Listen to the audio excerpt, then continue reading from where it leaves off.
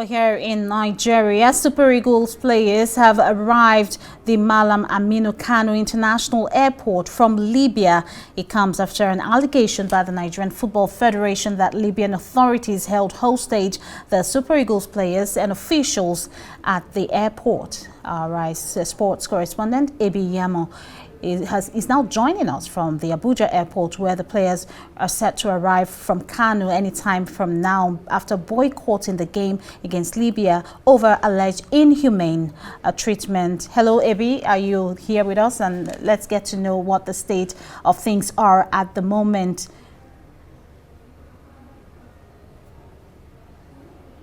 Hello, Gina. It's a dire situation, but thankfully the Super Eagles of Nigeria have now arrived Kano. They will be arriving the Abuja International Airport later tonight.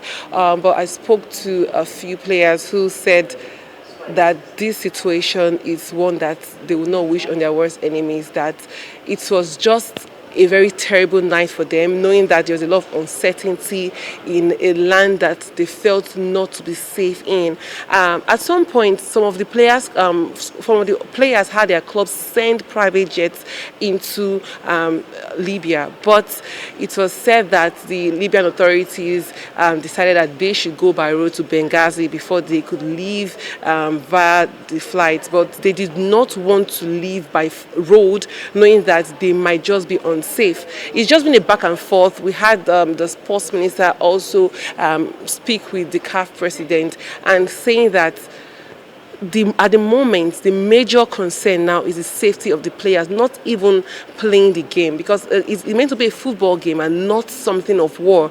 If you are taking this kind of decisions or this kind of actions against players who came in to represent their countries with a delegation, it's just a sad one and a very unsportsmanlike attitude. And unsurprisingly, this is not the first time it's happening in a North African country. We've seen Eyimba in the past. We've seen clubs like Rivers United, Remo Stars being subjected to such an act. In 2022, we had Eyimba players stay at the airport for about 24 hours when they had to play Al Ittihad. And it's just a very sad one. But as it stands, the Super Eagles are already in Kano. All right, so what is the implication of forfeiting this game? How would this incident affect Nigeria's performance in the remaining qualifiers? Well, first of all, Nigeria tops the table with 7 points, just one ahead of Benin Republic. And we've seen situations whereby clubs or countries even boycotted games. For instance, a while back, we had the Moroccan club going in to play CAF club duties in Algeria, and they weren't allowed to fly their plane in. And they decided, after a lot of back and forth, they decided not to embark on that particular match, and they were awarded 3 points based on the standing situation.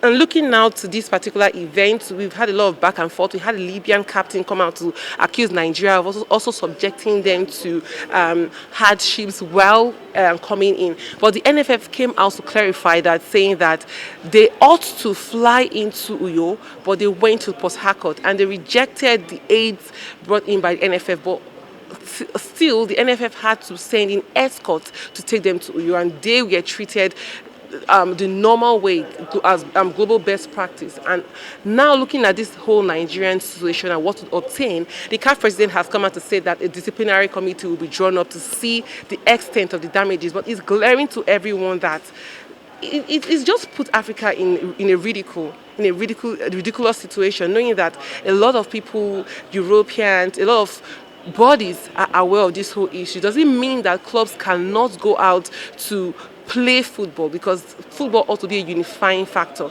There's been a lot of statement back and forth, but for Nigeria as it stands, CAF says they are on it.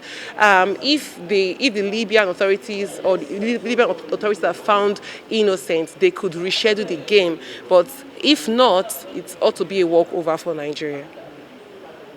Hearing, like you said, back and forth, different stories. What exactly is the real story behind all that has happened regarding their flight to Libya? What is the real story? Tell us.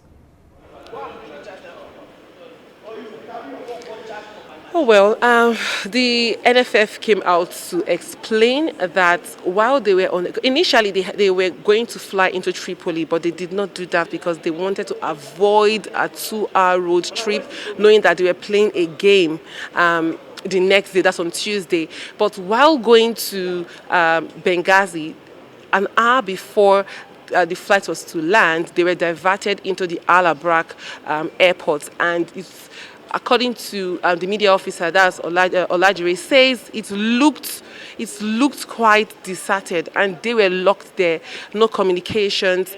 These people had all their documents, they had the visas, they had the CAF letters, but sadly they were not listened to, and they got information that there's an order from higher authority to ensure that they were delayed at the airport. It's just a story that they've come out to say it's a payback, or they had Nigeria treated them badly first. But even if that happened, which is not the case according to the NFF, you have to take it up with CAF and not subjecting players to over 20 hours of torture. This is like torture or kidnap, because you lock them in the airport, leaving them with nothing, no food, except the water, the cans of water they brought from Nigeria. So it's just a very sad situation, and CAF needs to treat this with a lot of seriousness. If that's not the case, it's going to continue over and over and over again. We've seen it happen today and before now. And if it doesn't, if there's no serious disciplinary action against them, it means they can continue this act without any form of punishment. Now you've talked about CAF, acting on what has happened. What sanctions or actions do you think will be considered by either CAF or FIFA if they're brought into the case in response to this situation?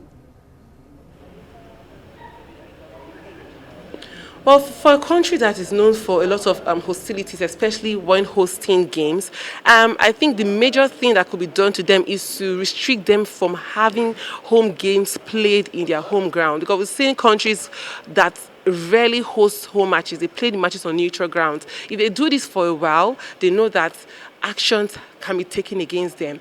But if they keep this up without any punishment, like I said earlier, they just continue this. Imagine these players, that's the players who played the game against Libya in the first leg on Friday. They flew in after their club duties last weekend. They had trainings back to back, played their games, traveled, and they were stuck for over 8 hours. They come back to Nigeria, had to fly back to their clubs, and they have matches this weekend. So I think it's a very inhumane situation, and it's a very traumatizing one for the players. For some of the players I've spoken to, they were so distressed. They were distressed. There was no Wi-Fi. They had to be cutting them off with the internet. They could not communicate with their families.